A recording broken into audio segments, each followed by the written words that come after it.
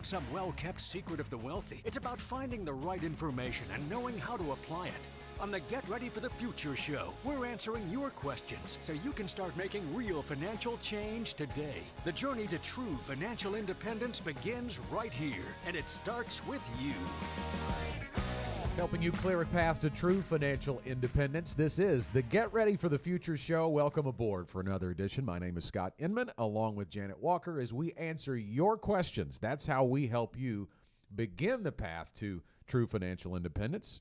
Tell us what's on your mind, and we know things are on your mind. We've got some great questions today, Janet. We're going to dive into things like Social Security, inflation, and budgeting. Yeah, we're all over the place today. Yeah, budgeting sounds like a whole lot of fun, doesn't it? Don't turn it off. Don't turn it off. A lot of people just went budgeting. Oh no. Oh wah, no. Wah. Yeah. It was a legit question that we need to talk through, so it doesn't have to be a bad topic. Yeah, exactly. Let's dive right in then. First up is Ashley from Little Rock, and she says, I'm 47, and I know it's a little early, but I want to start thinking about retirement planning. What mistakes do I need to avoid, and what should I take into account before getting started? First of all, Ashley, I just want to give you kudos for thinking about this before age 50. Scott, a lot of times people are not really thinking about retirement this early, and while we really want people to start thinking about it when they get their first paycheck, we also know that that's not ideal. So we're glad that you're looking into this now. So kudos to you, Ashley, for getting started on this. So obviously there are a lot of things that you really need to avoid. We would narrow this down to about 3 things that we'll kind of go through with you. One of them is to avoid overspending. When you get into your 40s and your 50s, you get to a point where, regardless of what your career path has been, you're making more money probably than you ever have in your life, and there is a tremendous tendency to want to keep up with the Joneses. As I say that, Scott, I realize that's a phrase that we used to say all the time, and I haven't heard it in a minute, so I'm assuming that our listeners understand that Who are the Joneses? Yeah, keeping up with the Joneses is like, oh, hey, honey, did you notice our neighbor's got a new car and ours is 8 years old? We need a new car. Or, whatever it is that you notice that other people in your circle or in close proximity to your circle, these people are doing something that you're not doing, taking more vacations or more elaborate vacations, or they have a bigger house or whatever. You stay on your path, whatever your path needs to be, and don't judge your success or failure in life by what other people are doing. So be careful to not overspend and not stretch yourself too thin on the size house you have, the type of vehicle you drive. That list goes on and on, Scott. Yeah, and then this day of social media, it is much easier to fall into those traps. Yes. There's no question about it. You're not just looking across the street at your neighbor. Yeah. You're reading Facebook, or you're looking at Facebook, and everybody lives their best lives on Facebook, right? And it is real tempting to think about, well, I'm going to start doing those things too. And I'll point out, it's not even that you can't do them.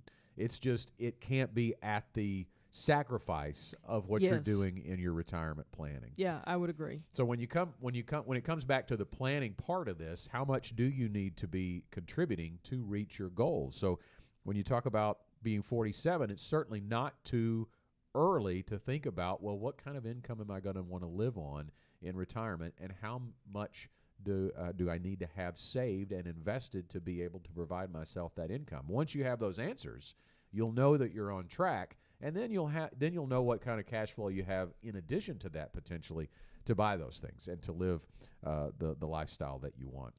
Go ahead. So another mistake to avoid for you, Ashley, at this point is failing to prepare for the unexpected. A lot of times people are just looking at, so far life has been good, so we're going to assume that life is going to continue to be good. We want to think about what if things don't go as planned. And so this is an area where you need to look at life insurance and estate planning. And I know that you asked about retirement. And if all goes as planned and you have the opportunity to retire, then the life insurance aspect is a moot point. Estate planning would still need to be done anyway, but you may get to a point where you don't need life insurance later on. But at this point, I'm making some assumptions here. Most people in their 40s have a family that is dependent upon their income.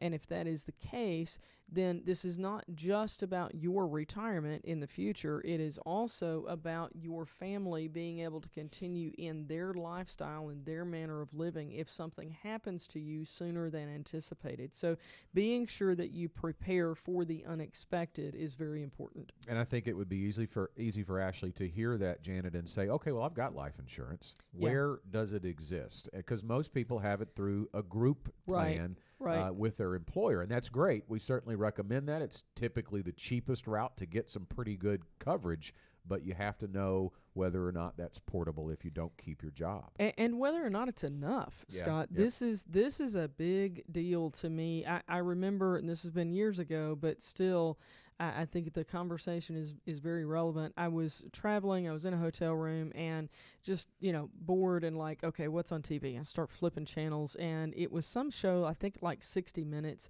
and they were doing the promo for the show that they were about to do, and they were talking about somebody who had supposedly killed their spouse, and the announcer said, for $250,000 in life insurance. Like it was the biggest amount of money ever known to man. Worth killing for, apparently. Yeah. Oh my gosh. And I thought about it, and I was like, okay, number one, I hate that this occurred. Yeah. But number two, if this person really did that for the life insurance, even if they got away with it, oh my gosh, what a mistake. Mm-hmm. Because and I don't have any idea how much Ashley makes, but we're just going to go for nice round figures.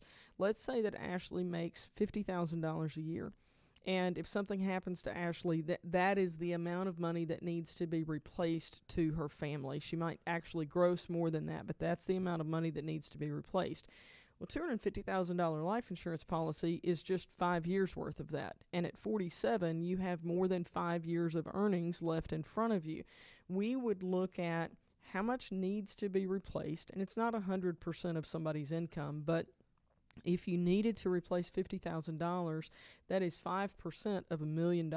You need to have $1 million life insurance policy if the income that needs to be replaced for your family is $50,000 a year. So it is critically important to protect your family's future, so that if something goes awry in your plan, that they are still okay to maintain their standard of living. A couple of final things to talk about for Ashley, who's asking about not making mistakes, avoiding mistakes, what to take into account as she begins to think about retirement planning. And that's not going it alone. We mentioned the planning process, and obviously that takes place with a trusted financial advisor at your side. You think about the things that you might do yourself, Ashley, and maybe you're very good at some things. Maybe if your car breaks down, you repair it yourself. Probably not likely. I don't do that. I don't anymore. Nope. Especially with cars as complicated as they are in the computer age that we're in. I always seek out an expert's opinion, advice, and expertise when it comes to their field. Yeah. And I think this is very important here, to not try to walk into retirement or even really plan on going into retirement by yourself. This is an area where we eat our own cooking, if you will. We're looking at how do you transition a company over the years to the next generation from the founding owners? How do you do that? And that's something that we're reaching out a decade and more in advance of that date to go, okay, what does this look like? How do we plan for that? And there are countless people in the industry who say, most people don't reach out that far in advance, but you're going to be well prepared for having done so. And that's the same is true on an individual retirement basis. The sooner that you reach out and seek that wise counsel, the sooner you can be sure that you're on the right track for you. Let me add one, too, to the list that we had here for Ashley before we move on. And I think a mistake, especially with where we are right now in the market, can be being afraid of the stock market. You think about 47, and I think it typically happens a little closer to retirement. We see people come in here all the time with they've really taken the risk off of the table on what they've saved, because they know retirement is coming, and they think of retirement as a full stop when it comes to risk, that I've got to preserve every penny of this immediately and not put any risk on the table. You may not be there, Ashley, at 47 if you think you're still 10, 15 years out from retiring, but it can start to, if you've accumulated much wealth at all over that period of time, it hurts. It hurts to see that value go back down. But I think I would encourage her to not be fearful of the stock market during times of volatility, which we are in right now, and keep buying inside of an employer plan, inside of an IRA, inside of a Roth IRA. Keep buying because you're getting a discount. It's the concept known as dollar cost averaging. You can accumulate more shares when the values are lower. All right, our thanks to Ashley. And if you've got questions for us here on the Get Ready for the Future show, you can call or you can text them to us at 501-381-5228. Again, that number is 501-381-5228. And perhaps you'll hear your question answered on the air. We don't talk about another way that you can actually ask a question, but we got it anyway. Yeah. Our video version of the Get Ready for the Future show is on YouTube, and we actually got a question from Hope through YouTube. Hope, congratulations. You're our first one. I mean, we don't have anything, but congratulations anyway. You get to say, I'm the first person to send in a question through YouTube to the Get Ready for the Future show. So thank you so much for doing that. So here it is. Hope asks, I am 59, going to be 60, and will apply to see if I can get my husband's Social Security or widow's benefits and save mine. And I have one question. I adopted 2 kids, which are my grandchildren, after my husband passed away. So my question is, can my grandchildren get some of my Social Security? Can I apply for them to get Social Security? This is happening more and more often. Tim and I have clients where this is the case. There was the grandparents had adopted the grandchildren. The grandfather was taking Social Security benefits on his own and receiving them for the children, and then he passed away, and the benefits went up because it transitioned from drawing off of his benefit to drawing a survivor's benefit. A little bit different situation, but same concept. We know, Janet, that more and more grandparents are raising their grandchildren. Yeah, and as she said, for Hope, she's actually gone so far as to officially adopt them, which does further help in this whole scenario. So, Hope, there's a few things here that we don't really know for sure about your situation, so we're going to give you some different scenarios, and then you can take that information and go to the Social Security Department with your details and go from there. So, one of the things that we're not sure about is if you are continuing to work and earn income at any level or not. If you are under the working income limits, which is $21,240 currently, then it is possible that your adopted grandchildren under age 16 might receive what we will loosely call a mother's benefit. That's not an official title, but it's the same as if you were a parent with a child that age. And so there is a possibility there if the age of the grandchildren is under age 16. That is one possibility for you to pursue. Now, on the widower's benefit, and what she knows probably because she's coming up on age 60, if she does take the widow's benefit at age 60, it is going to be a reduced amount, but she can take that. The widow's benefit would strictly be the widow's benefit. But when it comes to her Social Security, and I think that's, for me, there's a little bit of clarity needed on the question, can my grandchildren get some of my Social Security? Let's talk about that. To receive the benefits, for the grandchild to receive a benefit off of your Social Security. And to clarify and be clear, not the widow's benefit, off of your benefit. Correct.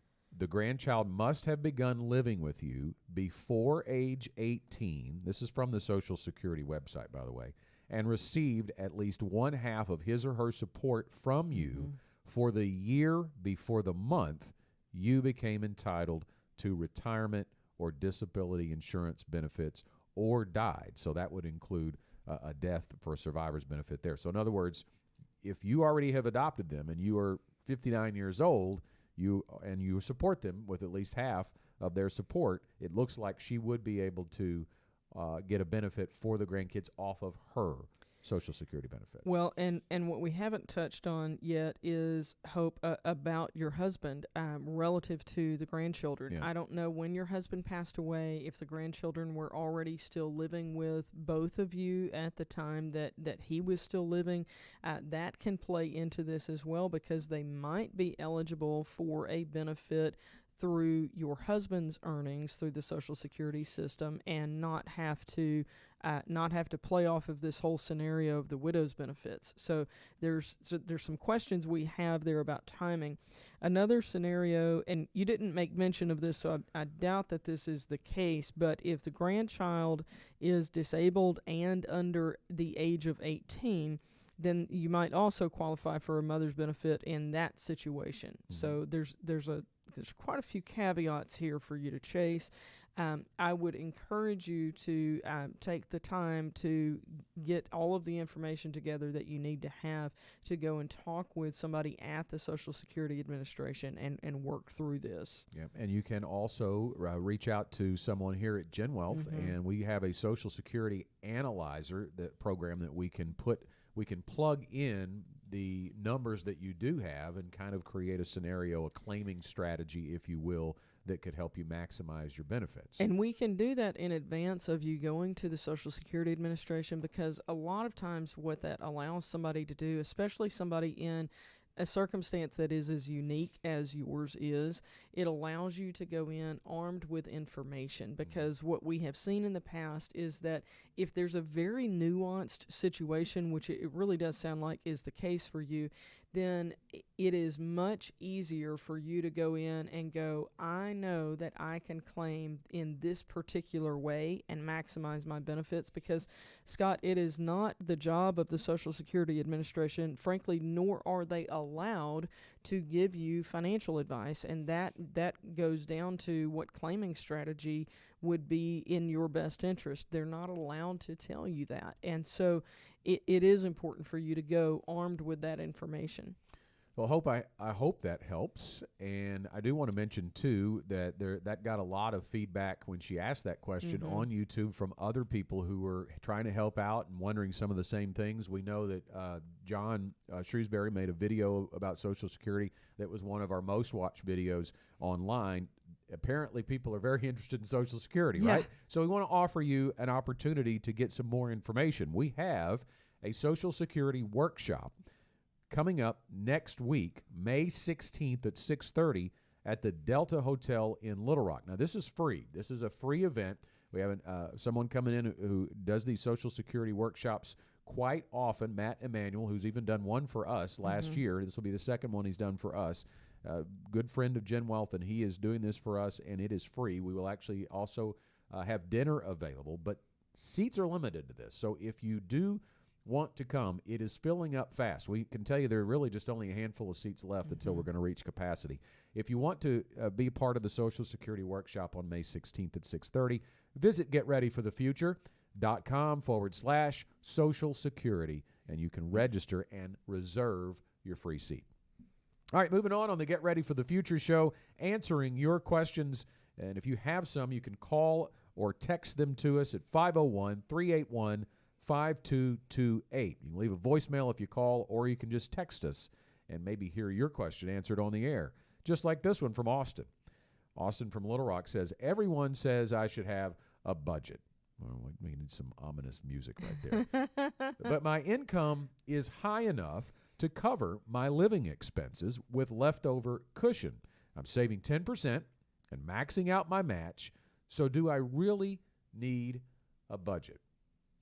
That's a great question, because I do think you can free flow through life and be just fine. Like, it's okay. Yeah. You're not going to have a problem if you've got margin in your life and you're never really worried about overspending. But let's kind of break that down and talk about what you might be leaving yourself vulnerable for. I do want to point out a key word that you just said, and that is margin, because I guarantee you there are other people besides Austin from Little Rock who are listening to this and going, I don't have a budget either. I think they're telling me this is okay, Right. but they don't have margin in their lives. Yeah. So Austin is living without a budget, and he's saving 10%, and he's maxing out his match. So he's checking some very significant, important boxes and doing okay with this.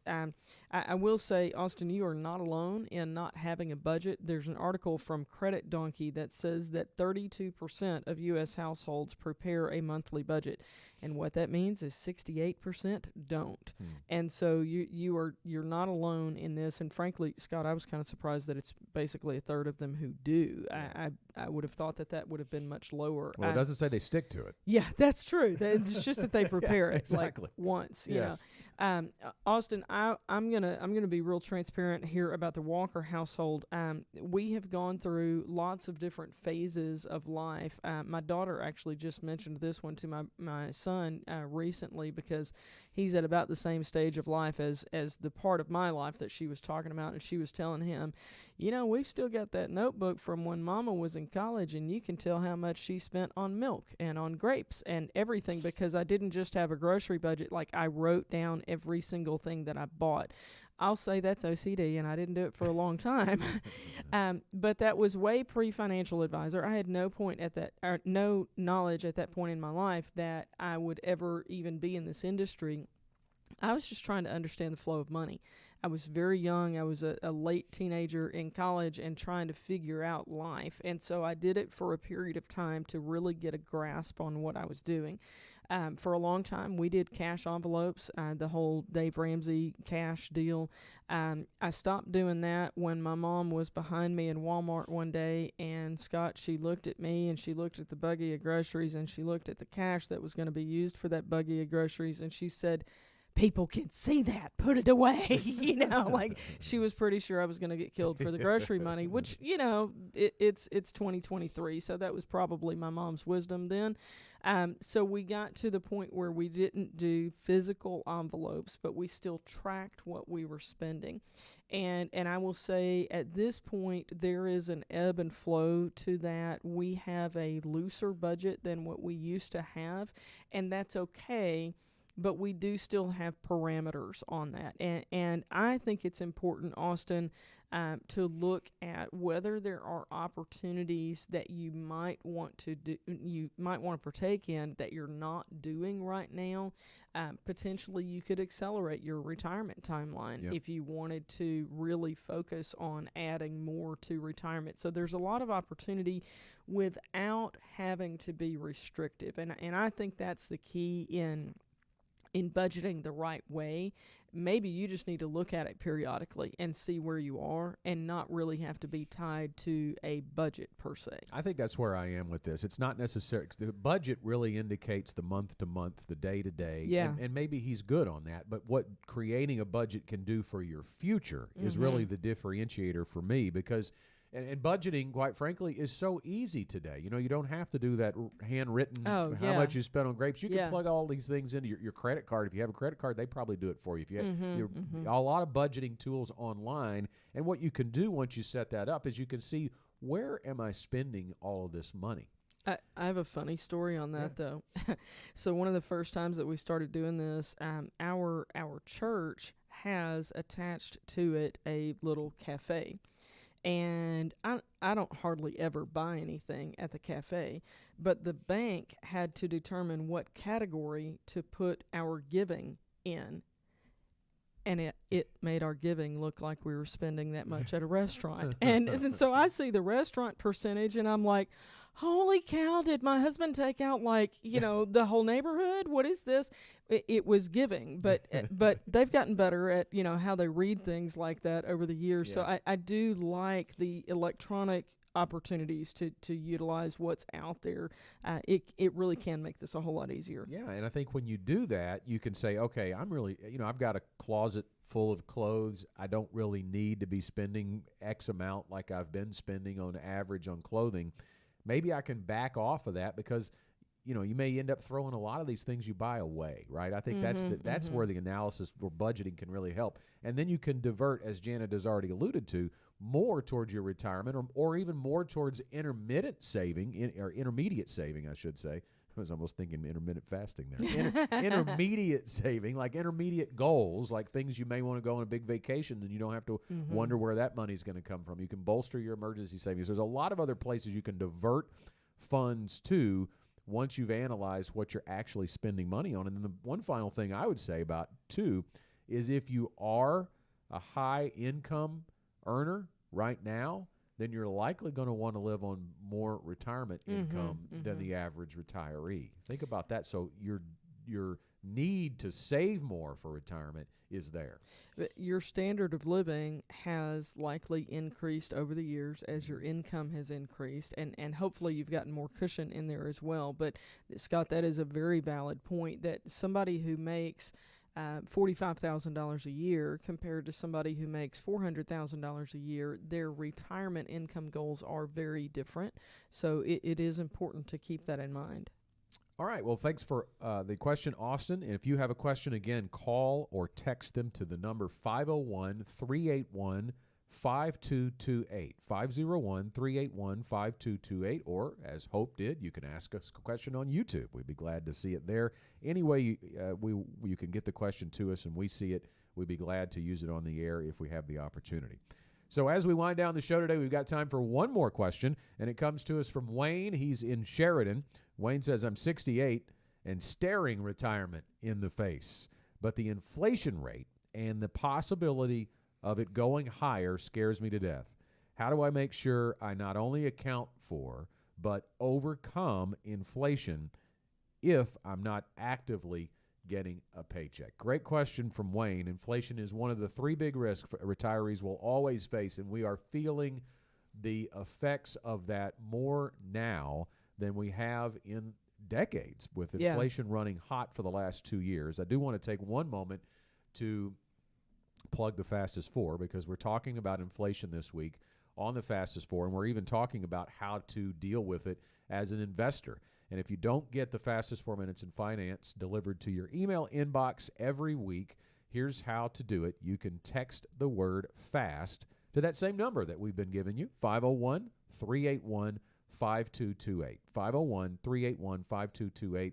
Text the word FAST to us, and we will be able to send the Fastest 4 Minutes in Finance video to your email inbox every Friday morning. And that's all we're going to do. We're not going to bug you with phone calls. We're not going to try to get you to book an appointment by giving us your phone number. All we want to do is give you some free education about the markets, the economy, and anything to do with retirement or your money. And we're talking about inflation this week. But let's talk about the question from Wayne when it comes to the inflation rate. Now, what we do know, Janet, is it is going down. That's the good news. Yeah. In fact, just today, as we record this show on Wednesday, May 10th, the April inflation rate came out, and it is under 5 for the first time in 2 years, but still high. And rents are going up. Food prices still going up. Energy did decline. But we know there's a constant here. Over the last 60 years, the average inflation rate's 3.8%. So you know that your buying power, on average, in retirement, is going to go down by about 3%. So you have to have a plan in place to whatever income number you start with on day one of retirement, it goes up over time. So I think your key phrase here that you're looking for, Wayne, is the ability to outpace inflation. Yeah. That is the primary goal. And here's one of the ways that you don't do that. A lot of people, and we alluded to this on another question earlier, a lot of people, as they get closer to retirement, or in your case, farther into retirement, then at that point, they begin to go, okay, I'm really scared of these longer-term investments because of how much they fluctuate at any given point. And so they begin to go very conservatively. So let's think about a CD as an example. If you put $100 in a CD, now they're paying between 4 and 5%. So let's just say a year down the road that you've got $104. Well, think about what happens. You do have more dollars. So you've made this conservative play, or it felt conservative, and you had $100. Now you have $104. It feels like a win, but we're not done yet. Who's going to want a portion of your earnings Uncle Sam is going to want a portion of them, and the state of Arkansas is going to want a portion of them. And so you have to deal with state and federal taxes that take some of those $4 that you have. And then you have the very question that you've asked about, you have the impact of inflation. So let's say that after you've paid your state and federal taxes, that instead of $104, you now have $103. Well, with inflation at just below 5%, you're actually at about $98 or so in purchasing power. So your $100 is now really worth $98. Even though you have $103, it's really only worth $98.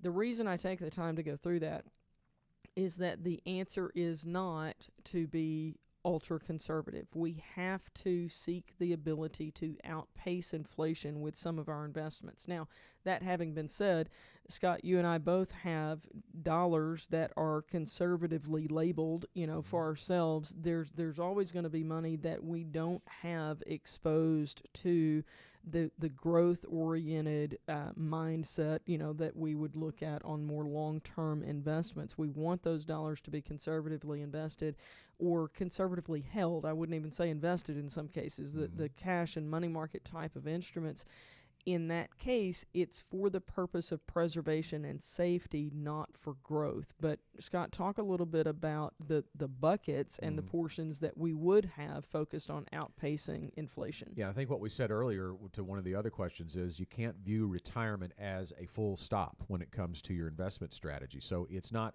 risk all off or risk all on. It is a diversified approach that identifies, first of all, the amount of income you want to receive on a monthly basis from those assets. And that comes through the planning process. It's hard to identify that number if you don't walk through the planning process. So the planning process here at GenWealth will tell us, let's say it's $2,000 a month that we're trying to pull. Over time, we're going to increase that by a 3% inflation-adjusted raise. The $2,000 a month that we're going to spend on day one of retirement is going to be the risk-off money because we're not concerned about inflation with the money we're spending today. What we're concerned about is market volatility. So we don't want the value of the amount of money in that bucket to go down while we're trying to pull $2,000 a month. So that's risk off. But then as we step out time horizon-wise, every 5 years as a general rule, we're going to take a little more risk on, which gives us the opportunity to receive a little more reward. Stocks and real estate are the only two asset classes that have historically outpaced inflation. So you have to believe in equities, and we believe real estate has a place in your portfolio as well to be able to outpace inflation. But we're not going to put money in those type investments and expect to sell them for at least a 10 to 15 year time horizon, which allows the volatility to hopefully work itself out. So that means, Wayne, for you, as you're talking about you're 68, you're staring retirement in the face, when, not if, but when the market fluctuates in the direction that you don't want it to fluctuate, and that's going to happen. When it does that, it needs to be just with a portion of your assets, and you realizing that even though I'm 68, I've still got 10 to 15 years before I need this portion of my assets. Yeah. And Wayne, our process here at GenWealth is called the Ready to Retire process. If you're interested in learning more about that, or anybody else listening today that would like to learn more about that, you can call toll-free 866-653-PLAN. That's 866-653-7526, and speak with a GenWealth advisor, book an appointment or book a phone call, and just ask some questions about the Ready to Retire process and how we plan to outpace inflation in retirement. You heard the bell a few seconds ago. That means it's time for our final thoughts. Janet, we'll start with you. I'm going to take an opportunity to refocus on Social Security. We had a great question through YouTube on that, and a good little conversation that ensued from Hope's question about Social Security. If you need more information about Social Security, just go ahead and get this on your calendar. On May 16th, we will be at the Delta Hotel in West Little Rock. Registration is free, but seats are limited. You do have to reserve your spot, and as Scott indicated earlier in the show, those those. The seats are running out. We've only got a handful of seats left at this point. So if you would like to join us, all you need to do is go to getreadyforthefuture.com. That's getreadyforthefuture.com/Social Security, and you can register there and bring your questions. She did hers on YouTube, but you can bring your question to the workshop, and we will get those answered live for you there. My final thought is whether you are dealing with Social Security, whether you're 47 thinking about retirement planning, whether you're staring retirement in the face at 68 and worried about inflation, or whether you just want to know whether I should budget and how much should I save for retirement, the answer is to plan and to not go it alone. Planning can make all the difference with all of these questions that you have. And if you have questions for next week's show, call us or text us at 501-381-5228.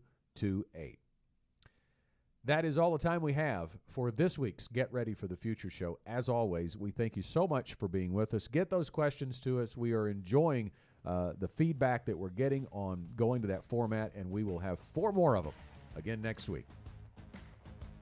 The GenWealth financial team is available to you 24/7 at info@getreadyforthefuture.com or call our offices at 866-653-PLAN. That's 866-653-7526. You should personally consult a financial advisor before making any investment, and no strategy can assure success. Securities offered through LPL Financial. Member FINRA SIPC. Investment advice offered through Independent Advisor Alliance. Independent Advisor Alliance and GenWealth Financial Advisors are separate entities from LPL Financial.